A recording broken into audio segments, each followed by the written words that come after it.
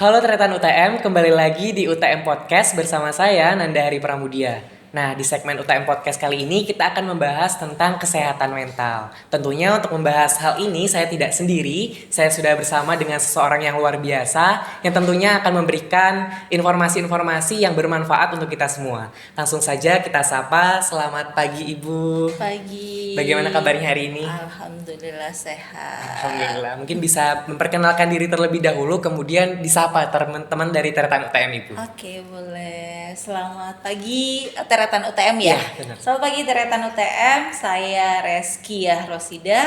Biasa dipanggil Bu Reski. Saya adalah dosen psikologi UTM. Begitu.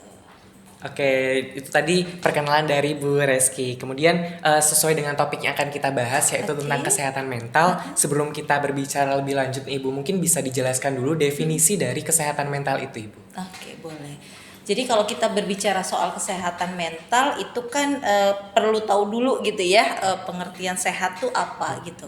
Jadi kalau mencuplik dari definisi yang disampaikan oleh WHO bahwa sehat itu adalah keadaan sempurna baik fisik, emosional atau mental gitu ya, dan sosial. Jadi tidak hanya kemudian individu itu bebas dari penyakit atau kecacatan saja, tetapi ketiga aspek itu harus terpenuhi, baik itu sehat secara mental, sehat secara fisik, dan sehat secara sosial juga gitu. Oke, jadi kesehatan mental itu kesehatan itu bukan cuma hanya mental saja, Ibu. Betul. Ada fisik dan juga sosialnya. Betul. Nah, kemudian dari definisi yang sudah Ibu jelaskan tadi, kira-kira gambaran seseorang yang memiliki kesehatan mental yang baik dan tidak itu seperti apa, Ibu? Oke, boleh. Jadi kalau kita bicara soal tadi ya, perlu saya jelaskan lagi bahwa tadi pengertiannya adalah kesehatan mental itu sehat secara fisik, mental, dan sosial. Tidak hanya dia terbebas dari penyakit atau kecacatan saja. Sehingga kemudian ketika kita sampaikan bahwa kesehatan mental itulah individu yang bisa mengelola dirinya sehingga dia bisa memenuhi kebutuhan-kebutuhannya gitu ya. Tidak hanya mengelola diri, tapi dia juga bisa menampilkan sikap yang sesuai dengan norma atau kebiasaan yang ada di masyarakat gitu. Jadi kita menyebutnya adalah perilaku adekuat, perilaku yang sesuai begitu. Jadi itulah dikatakan orang yang bisa sehat secara mental. Ketika dia bisa menampilkan perilaku yang adekuat, ketika perilakunya memang sudah sesuai dengan norma atau kebiasaan yang ada di masyarakat, sehingga dia akan lebih dapat mengembangkan relasi interpersonal dan intersosialnya secara memuaskan gitu. Jadi itu kenapa kemudian orang dibilang sehat secara mental gitu, Mas Nanda. Berarti bisa menyesuaikan diri seperti itu ya, Bu ya? Salah satunya seperti itu. Oke, lalu tadi kan sudah dijelaskan itu yang sehat secara mental. Kemudian kira-kira ada nggak sih, Bu, faktor-faktor yang bisa sedikit merusak atau mengurangi kesehatan mental tersebut gitu? Oke. Kalau kita bicara soal kesehatan mental gitu ya, kita bicara soal faktor-faktornya. Jadi faktornya itu ada dua, yaitu faktor internal dan satu lagi adalah faktor eksternal. Faktor internal sendiri adalah dari faktor biologis dan psikologisnya gitu ya. Kemudian faktor eksternal adalah faktor dari sosial budayanya, lingkungannya, seperti itu. Jadi kalau kita bicara soal faktor biologis, tentunya kita bicara soal apakah secara genetik dia sehat atau enggak, dia punya kecacatan tertentu atau tidak gitu ya. Kemudian secara psikologis banyak hal. Saya orang psikologis, jadi pasti akan membahasnya lebih gitu ya di aspek psikologis ini. Jadi kalau di psikologis kita bicara soal kelekatan pada masa anak. Jadi pengalaman awal pada masa anak itu akan menentukan kesehatan mentalnya ke depan gitu. Kalau di awal misalnya dia diasuh oleh orang tua yang toksik gitu ya istilahnya sekarang kan toxic parent gitu ya. Betul. Jadi kalau misalnya dari kecil sudah diasuh oleh orang tua yang toksik gitu ya, kemudian dia tidak lekat dengan orang tuanya, itu pasti akan mempengaruhi kesehatan mental dia ke depan gitu. Jadi ketika masa remajanya mungkin dia akan punya berbagai trust issue, mungkin begitu ya. Kemudian itu akan mempengaruhi di masa dewasanya. Mungkin dia akan kesulitan untuk kemudian menjalin relasi secara intim dengan seseorang seperti itu. Gitu. Kemudian tadi dari faktor psikologis ya, tidak hanya kemudian titik beratnya memang kalau kita berbicara psikologis, di psikologi itu kita kenal bahwa golden age gitu ya. Jadi segala sesuatu yang terjadi di masa lalu, di masa awal anak-anak itu akan sangat mempengaruhi di masa mendatang. Tidak hanya itu, tetapi juga kita berbicara soal ketahanan dia terhadap stresor gitu. Temperamennya seperti apa? Wataknya seperti apa, itu kalau dari sisi psikologisnya gitu. Kemudian kalau dari sisi sosialnya kembali lagi gitu ya, lingkungan dia berada, lingkungan keluarganya seperti apa, lingkungan pertemanannya seperti apa, kemudian lingkungan kampusnya seperti apa kalau kita ada di kampus gitu ya. Jadi berbagai lingkungan-lingkungan di luar dirinya itu akan sangat mempengaruhi kesehatan mental seseorang gitu. Sekarang Nanda boleh dibayangkan gitu ya, kalau misalnya ada individu yang dia hidupnya di lingkungan yang cukup toksik gitu, itu kan akan sangat mempengaruhi kesehatan mentalnya dia gitu ya. Nah, yang justru agak menakutkan itu adalah ketika kemudian dia hidup dalam situasi yang melumrahkan gitu ya, segala sesuatu yang tidak sehat gitu. Betul. Jadi nanti kedepannya ya dia akan menganggap hal itu menjadi semacam yang tidak sehat dan itu lumrah aja gitu. Biasa aja gitu. Biasa aja gitu. Misal nih ya, kalau boleh bercerita gitu ya. Misalnya remaja yang punya pacar toksik, misalnya begitu ya. Karena di dalam keluarganya memang dia terbiasa untuk misalnya ambil contohnya aja, misalnya dibentak-bentak itu adalah hal yang biasa misalnya gitu. Dia menganggap lumrah hal itu, sehingga ketika dia ketemu pacar yang bentak-bentak gitu ya, jadinya itu menganggap hal yang lumrah gitu. Biasa dan ya tidak merasa aneh gitu ya. Betul, itu kenapa kemudian kalau misalnya kita di orang luar ya, di orang luar dirinya, temennya misalnya menganggap kamu tuh loh kok bisa betah ya sama pacarmu yang kayaknya posesif banget gitu.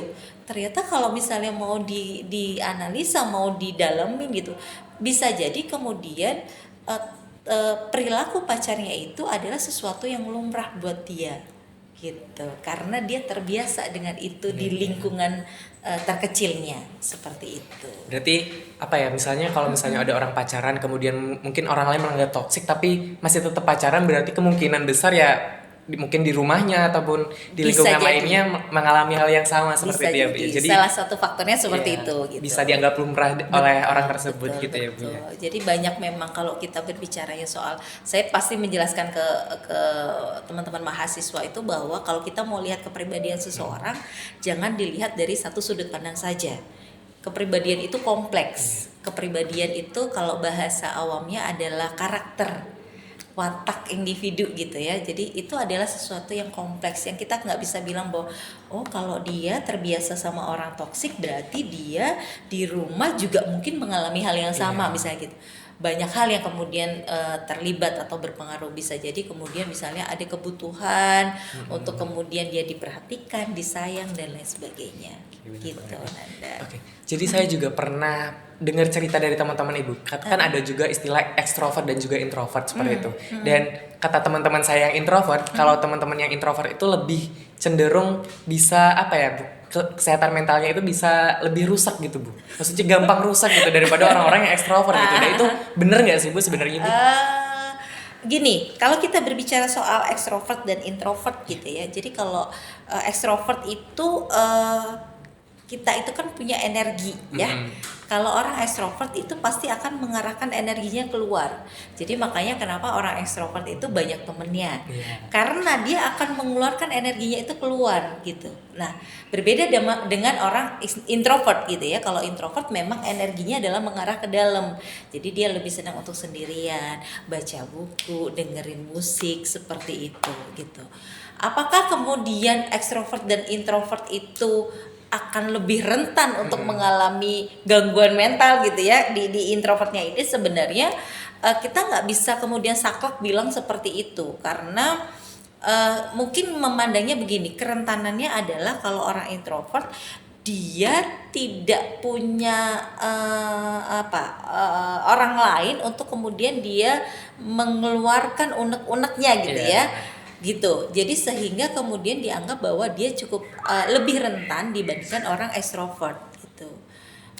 Tapi tidak begitu. Kadang orang ekstrovert pun juga ada juga gitu yang mengalami gangguan mental gitu ya, atau kesehatan mentalnya terganggu, ada juga. Tapi memang kalau dilihat memang kenapa kemudian orang introvert itu lebih rentan mengalami gangguan mental, karena dia pengelolaannya ke dalam gitu ya. Jadi dia tidak bisa mengeluarkan itu keluar begitu. Oke, jadi ada teman saya juga yang titip pertanyaan Ibu, katanya kalau misalnya kita susah bercerita tentang masalah yang kita hadapi, itu solusi yang kita harus lakukan itu apa supaya itu tidak berdampak kepada kesehatan mental kita, Ibu? Oke. Masing-masing orang itu sebenarnya punya kemampuan untuk mengelola dirinya gitu ya. Yang agak riskan adalah ketika individu itu kemudian tidak mampu mengelola dirinya, sehingga ketika ada masalah kemudian dia akan kalau saya bilangnya adalah down gitu ya. Kalau ada masalah dia akan drop gitu ya, dan segala macam gitu. Kalau dia adalah orang introvert, Bu, apa yang bisa dilakukan ya Bu untuk mengelola dirinya gitu.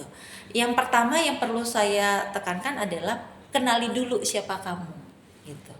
Saya itu siapa sih, kelebihan saya itu apa sih, kekurangan saya apa sih, kalau saya ada masalah biasanya saya seharusnya ngapain sih gitu. Trial and error itu menurut saya enggak apa-apa dilakukan gitu ya.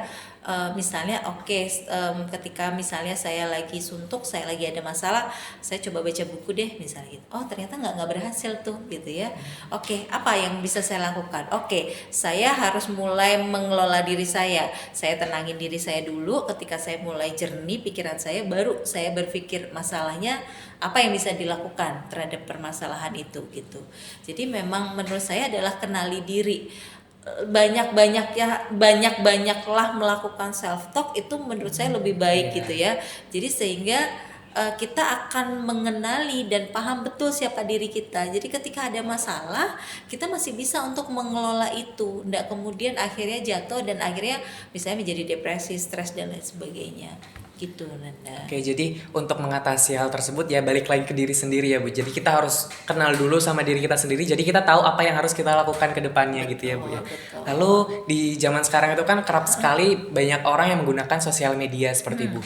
Nah, kemudian kalau mahasiswa juga kan pastinya punya sosial media yang banyak. Kemudian ditambah lagi tugas kuliah. Terus juga ada yang ikut organisasi, mungkin juga ada pressure-nya di situ. Kemudian juga jauh dari orang tua, itu juga mungkin bisa nambah beban pikiran Ibu. Dah, apakah hal tersebut bisa menyebabkan gangguan kesehatan mental Ibu? Tentunya gitu ya, tentunya. Balik lagi saya bilang bahwa salah satu faktor yang mempengaruhi kesehatan mental seseorang adalah faktor sosial. Faktor sosial ini juga meliputi kaitannya dengan sosial media gitu ya. Kalau saya mau menggambarkan sebenarnya kenapa kemudian sosial media itu berpengaruh terhadap kesehatan mental seseorang gitu. Sekarang ini kan kita nggak boleh menafikan ya bahwa perkembangan teknologi itu bisa menjadi hal yang positif ketika kita kelola dengan bijak gitu. Tapi akan berakibat negatif ketika kita tidak bisa mengelola itu dengan baik gitu kan. Misalnya salah satunya adalah kayak tadi, misalnya nih sekarang ini kan kalau saya melihat itu sebenarnya bukan masalah baru, tetapi ini masalah yang semakin lama akhirnya semakin terungkap, masalah pembulian. Ya kan, kayak kasusnya kemarin yang sempat heboh gitu ya. Gitu. Kemudian ada lagi kasus sekarang ini saya sering banget mendengar kasus terkait dengan pelecehan dan kekerasan seksual misalnya gitu. Itu bisa jadi kalau kita menganalisa gitu ya, kita memahami itu sebenarnya faktornya banyak. Salah satunya bisa jadi adalah kaitannya dengan terpaparnya misalnya ya, terpaparnya mereka lebih mudah untuk mengakses misalnya video-video porno misalnya begitu ya, atau misalnya dari WA aja misalnya bro minta dong video yang ini misalnya gitu, langsung dikirim gitu kan. Itu juga akan berpengaruh sosial media itu. Jadi memang sebagai seorang mahasiswa, konteksnya di sini adalah mahasiswa, memang kita harus benar-benar bisa mengelola segala hal yang terjadi ya, termasuk Kita nggak bisa kemudian bersikap skeptis bahwa saya nggak mau pegang sosial media, Iya. nggak bisa Nggak begitu bisa, ya. benar, Bu. Karena kalau boleh jujur, sosial media itu terkadang menjadi hiburan buat Iya, kita ya. benar sekali. Lihat cewek-cewek gitu kan misalnya, atau ngeliat ih ada baju-baju lucu deh, atau lihat ih liburan ke sini misalnya begitu kan. Tetapi kemudian kita harus bijak juga di dalam menggunakan sosial media itu gitu. Oke, jadi sebenarnya sosial media itu juga bisa memberikan dampak yang positif ya Bu. Salah satunya kayak memberikan hiburan ketika mungkin lagi suntuk gitu ya Bu ya. Jadi tidak melakukan hal-hal yang negatif seperti itu. Nah, banyak juga seliweran nih Bu di sosial media seperti Instagram dan TikTok itu biasanya ada konten-konten yang memberikan kayak ngasih tahu tuh gejala-gejala, misalnya kamu mengalami hal A B C D gitu. Berarti kamu mengalami depresi nih, stres nih. Dah, apakah kita bisa mendiagnosis diri kita sendiri gitu. Jadi banyak kalau misalnya dilihat kolom komentar tuh Bu, banyak orang yang jadinya self diagnosis gitu, Yes, mendiagnosis betul, dirinya betul. sendiri. Kalau berarti Oh, jadi aku kayak saya, depresi ya. gitu. Iya, Dan iya, apakah benar, kita benar. bisa mendiagnosis dari hanya melihat dari konten-konten tersebut atau bagaimana Ibu? Oke, ya. Itu juga jadi salah satu bahasan sering kali dibahas di dalam kuliah saya pun juga pernah beberapa kali membahas itu. Bu, boleh nggak sih Bu kita melakukan self diagnosis gitu ya? Bukannya ketika kita aware gitu ya, semakin kita apa namanya lebih cepat atau lebih awal menyadari kok kayaknya saya mengalami sesuatu yang aneh ya misalnya gitu. Itu bukannya lebih baik Bu gitu. Iya memang lebih baik, tetapi kemudian kalau kemudian self diagnosis itu kalian lakukan tanpa gitu ya, kalian tahu dulu gitu, kalian paham dulu, itu nggak boleh. Menurut saya memang diagnosis itu harusnya diberikan kepada orang profesional, Iya, orang yang benar. ahli Iya, gitu. Misalnya dalam hal ini, misalnya hal ini adalah misalnya psikolog atau psikiater gitu ya yang memberikan diagnosis gitu. Karena apa? Karena kalau kita bicara soal diagnosis, efeknya panjang Mas gitu. Bisa jadi kemudian diagnosis itu menjadi satu label buat individu gitu. Atau bahkan yang lebih parah adalah mereka menikmati peran sakitnya itu gitu ya. Jadi misalnya aku lo bipolar misalnya begitu ya, atau aku lo lagi depresi, sehingga itu menjadi modal dia untuk menarik banyak orang, banyak perhatian orang lain gitu. Takutnya seperti itu. Jadi memang boleh nggak sih Bu saya kemudian misalnya kayak kemarin itu ada yang sempat bertanya Bu, di internet itu ada kuesioner Bu misalnya gitu iya, ya, iya. boleh nggak sih Bu saya ngisi? Boleh saja gitu, tapi kemudian tidak menjadikan itu kalian mendiagnosis diri sendiri gitu. Iseng-iseng aja gitu loh, buat hiburan aja boleh gitu, buat memahami bahwa oh saya yang seperti ini boleh gitu. Tapi kalau kemudian melakukan diagnosis, oh saya depresi ya, oh saya bipolar ya, oh saya misalnya mengalami gangguan tertentu ya, jangan dilakukan selama memang itu tidak dilakukan oleh ahli gitu. Oke, jadi untuk diagnosis ini hanya bisa dilakukan oleh orang yang sudah profesional gitu ya Bu. Betul, Mungkin betul. psikolog atau psikiater gitu ya Bu ya. Betul. Jadi jangan mendiagnosis diri kita sendiri hanya melihat dari konten-konten yang lewat dari sosial media gitu ya Bu ya. Kemudian dari sekian banyak faktor-faktor yang bisa menyebabkan gangguan kesehatan mental, kira-kira dampak apa sih Bu yang mungkin dari ringan dan juga sampai yang paling berat gitu yang bisa terjadi gitu kepada orang-orang yang mempunyai gangguan kesehatan mental? Oke. Kalau kita bicara soal gangguan kesehatan mental, tentunya dampaknya adalah kalau misalnya ini tidak tertangani, ya akibatnya dia akan mengalami gangguan mental tertentu gitu ya. Semakin cepat dia sadari bahwa ada sesuatu yang aneh di dirinya, ada yang perubahan yang terjadi di dirinya, itu semakin baik gitu. Karena ketika kita sudah menyadari, harusnya kan kita akan mencari tahu gitu ya, apa yang harus kulakukan ya untuk mengatasi hal ini gitu. Misalnya cerita ke teman gitu, atau kalau toh memang misalnya butuh bantuan profesional, silakan gitu ya, ke profesional untuk menangani hal itu gitu. Jadi memang kalau bicara dampaknya ya tentunya dampaknya adalah mengalami gangguan mental gitu. Apalagi Bu yang kemudian terjadi ya bisa jadi adalah mempengaruhi kualitas hidup. Kita jadinya stres, kita nggak bahagia gitu misalnya. Seperti itu. Kalau misalnya itu Bu, saya juga sering melihat di TikTok seperti itu yang FYP gitu, kadang-kadang ada orang yang mungkin mengalami gangguan kesehatan mental itu biasanya cutting gitu Bu, kemudian self harm gitu. Apakah itu bisa diobati? Maksudnya bisa dikurangi seperti itu Bu? Bisa saja. karena saya masih berpikir bahwa segala sesuatu yang terjadi di diri kita pasti ada obatnya gitu ya, tinggal kemudian kita punya komitmen nggak untuk berubah itu. Kalau sepanjang kami melakukan proses konseling, proses terapi gitu ya kepada klien kami, poin pentingnya adalah ketika kemudian klien itu menyadari bahwa ada masalah di dirinya, ada perubahan di dirinya, dia menyadari itu dan dia punya komitmen untuk berubah. Itu poin penting, karena ketika itu terjadi maka prosesnya akan lebih mudah gitu ya, dibandingkan kemudian dia tidak menyadari itu gitu. Jadi enggak apa-apa menyadari itu lebih baik menurut saya gitu. Oke, berarti salah satu yang bisa dilakukan mungkin sadar dulu ya Bu, kalau misalnya yang dilakukan itu salah seperti itu ya Bu. Betul. Itu kenapa kemudian sekarang ini kan banyak didengungkan self love. Iya, Ya benar kan sekali. semuanya di ini. Kenapa? Karena siapa lagi yang mencintai diri kita selain kita sendiri gitu kan. Ketika kita mencintai diri kita, itu artinya bahwa kita memahami, saya lagi capek, saya butuh istirahat. Oke, nggak apa-apa kok kamu istirahat. Saya lagi kesel banget, saya pengen marah, nggak apa-apa kok kamu marah misalnya gitu ya. Itu adalah bentuk self love terhadap diri kita, daripada kemudian kita mencoba untuk kuat. Iya. Aku nggak Pura-pura apa-apa. kuat. Aku pura-pura kuat gitu ya. Itu yang lebih parah lagi, pura-pura kuat gitu. Itu sebaiknya tidak dilakukan gitu. Boleh kok, ada kalanya memang kita drop, ada kalanya memang kita sedih. Biarkan diri kita melewati kesedihan itu gitu. Jangan kemudian ditahan, tapi akhirnya ditahan ini nggak diselesaikan. Iya, Itu yang ditahan saja gitu. betul, itu yang justru bahaya gitu. Oke, jadi salah satu yang bisa dilakukan adalah kenali diri sendiri gitu ya Bu. Dan tadi kan Ibu juga mengatakan bahwa kita harus sering-sering berbicara dengan diri kita sendiri. Saya juga sering gitu Ibu. Dan apakah itu hal normal dan biasa dilakukan atau mungkin itu salah satu gejala gangguan kesehatan mental ya Ibu?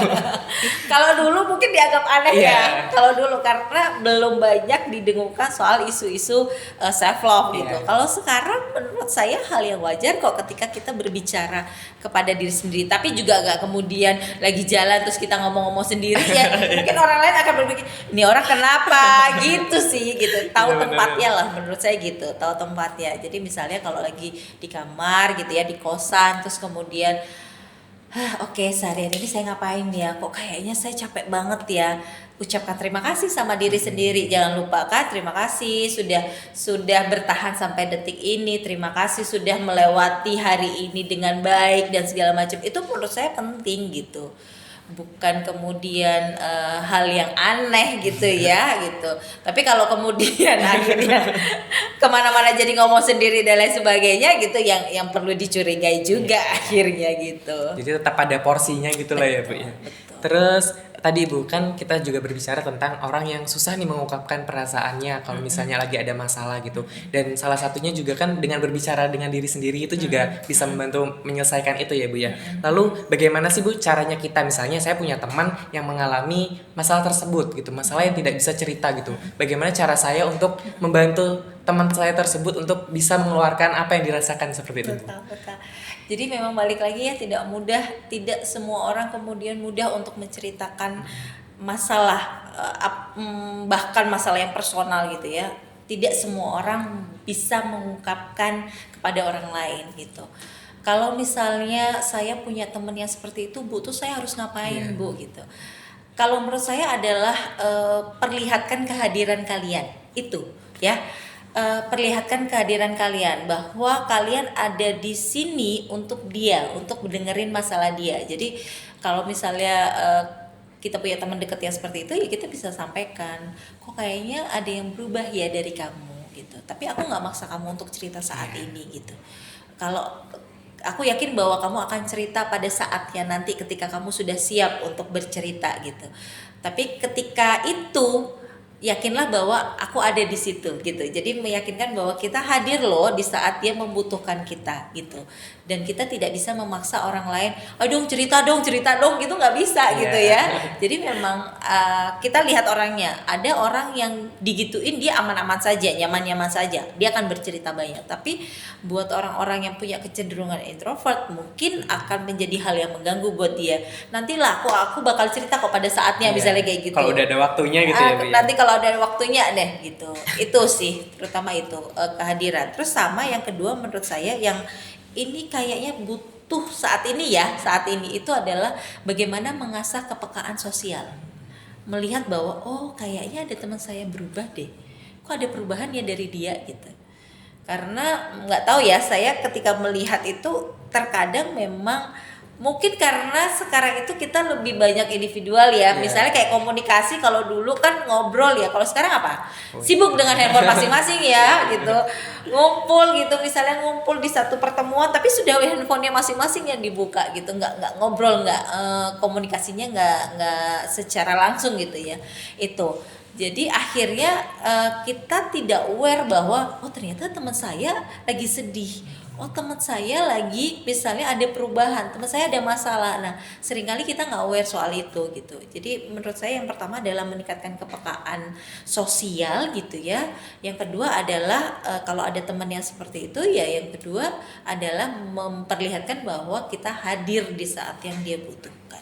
Oke, jadi tretan UTM tadi itu adalah salah satu yang bisa kita lakukan ketika kita mempunyai teman yang mungkin butuh bantuan kita ya Bu. Jadi kita harus lebih peka dan juga kita harus menunjukkan bahwa ada kita gitu loh. Kalian bisa cerita ke kita gitu. Kemudian mengapa sih Bu sekarang itu kan banyak orang yang menyepelekan tentang kesehatan mental seperti itu. Dan kira-kira itu penyebabnya apa sih Bu?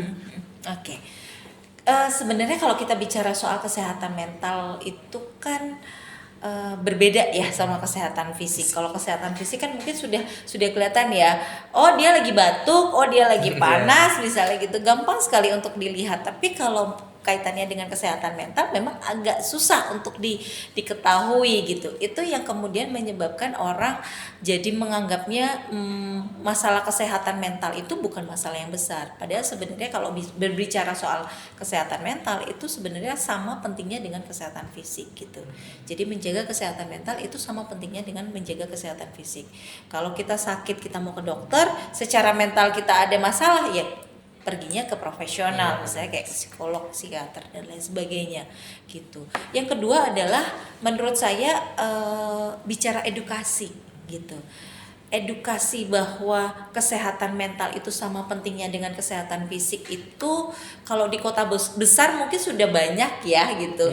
Tetapi kalau di kota-kota di desa-desa mungkin belum terlalu banyak edukasi soal itu gitu, sehingga mungkin beberapa orang belum teredukasi soal itu. Jadi mereka belum menyadari bahwa kesehatan mental itu dampaknya cukup besar loh ketika kemudian tidak ditangani dengan baik atau dengan serius gitu. Oke, jadi dari penyebab yang menyebabkan banyaknya orang yang belum aware sama kesehatan mental itu salah satunya adalah edukasi seperti itu ya.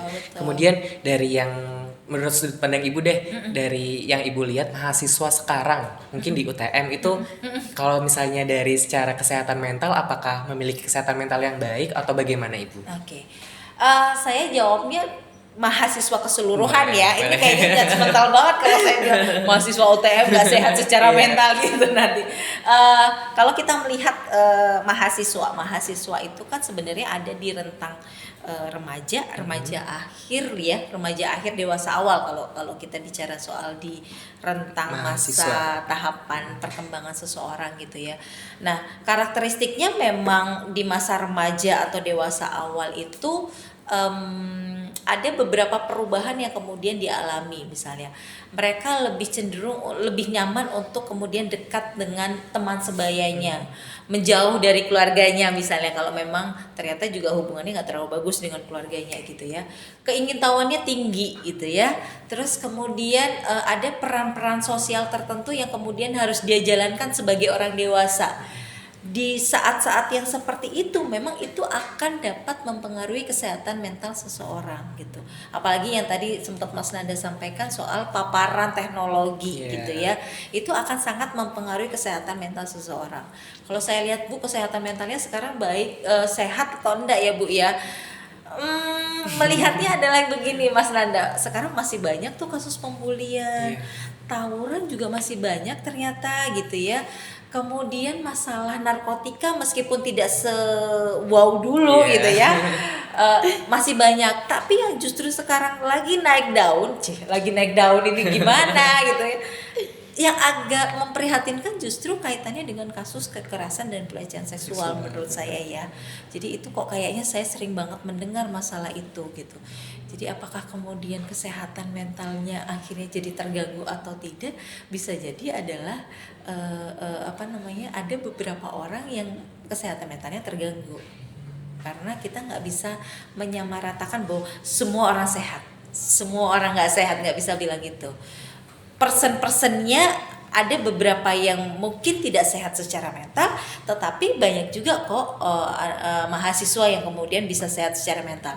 Buktinya apa? Misalnya Nanda nih di sini gitu ya, Nanda tidak melakukan perilaku-perilaku yang menyimpang. Nanda bisa mengeksplor gitu ya kemampuan diri, itu termasuk orang yang sehat secara mental. Nanda bisa berelasi dengan cukup baik dengan orang lain, itu termasuk kesehatan mental gitu. Tapi buat orang-orang yang tidak sehat mental ya salah satunya contohnya misalnya masih melakukan hal-hal yang saya sebut tadi kayak misalnya pembulian, melakukan tindakan kekerasan dan pelecehan seksual misalnya, pakai narkoba misalnya gitu dan lain sebagainya. Jadi gitu. sebenarnya itu merugikan juga ya Bu. Maksudnya dari pelaku pembuli dan juga yang dibully itu pasti pasti akan mengalami gangguan kesehatan mental seperti itu. Jadi itu merugikan banyak pihak sebenarnya. Betul. Terutama korbannya ya. Iya benar sekali. Karena ketika korban tidak ditangani suatu saat dia akan menjadi pembulinya, pelakunya. Itu yang justru kalau kita bilangnya lingkaran setan. Jadi ketika dia jadi korban harusnya ini didampingi secara psikologis supaya apa? Supaya dia nggak menjadi pembuli jatuhnya nanti. Berarti sebenarnya juga ada dampak bahayanya juga ya Bu. Betul. Oke, kemudian kalau misalnya di UTM ini Bu, apakah ada layanan khusus untuk konsultasi mengenai apa yang dirasakan oleh mahasiswa atau nggak ada Ibu? Sebenarnya kalau kita berbicara layanan psikologi, ini kayaknya kayak saya ini ya promosi ya, prodi saya gitu kayaknya ya. Tapi kami di psikologi memang ada unit layanan psikologi gitu ya. Bentuknya adalah bisa melakukan tes, kemudian bisa melakukan counseling. Apalagi sekarang kita ke BLU ya gitu. Jadi memang akhirnya digembar-gemborkan untuk bagaimana membuka unit-unit sebanyak-banyaknya kan begitu. Kalau di psikologi sendiri memang kami mencoba untuk merintis gitu ya. Sebenarnya unitnya sudah ada tapi kemudian berpikir untuk kayaknya memang kita harus membuat satu bentuk layanan psikologis itu mulai dirintis sih gitu. Dan harusnya memang di setiap universitas harusnya ada itu harusnya gitu. Tinggal kemudian bagaimana pihak kampus memfasilitasi hal itu gitu. Terakhir nih Bu, mungkin Ibu bisa memberikan closing statement ke teretan UTM yang lagi nonton juga supaya kita lebih aware gitu tentang kesehatan mental. Silahkan Ibu. Boleh. Balik lagi saya bilang tadi ya bahwa kesehatan mental itu sebenarnya sama pentingnya dengan kesehatan fisik gitu ya. Jadi kalau misalnya teretan UTM teretan UTM mungkin merasakan ada perubahan yang terjadi di dalam diri, jangan kemudian malu untuk mencari bantuan. Entah itu bantuan kepada teman gitu ya atau bantuan terhadap profesional atau ahli gitu. Jadi memang ketika kita sehat secara mental, harapannya adalah kualitas hidup kita juga lebih baik gitu. Oke, mungkin cukup sekian dulu perbincangan kita tentang kesehatan mental. Terima kasih banyak Ibu karena sudah memberikan banyak sekali ilmu-ilmu baru kepada kami. Terima kasih juga teretan UTM yang sudah menonton sampai akhir. Semoga apa yang sudah disampaikan tadi dapat bermanfaat untuk kita semua. Saya Nandahari Pramudia dan segenap tim UTM TV yang bertugas pamit undur diri. Sampai jumpa di segmen selanjutnya. Terima kasih dan sampai jumpa.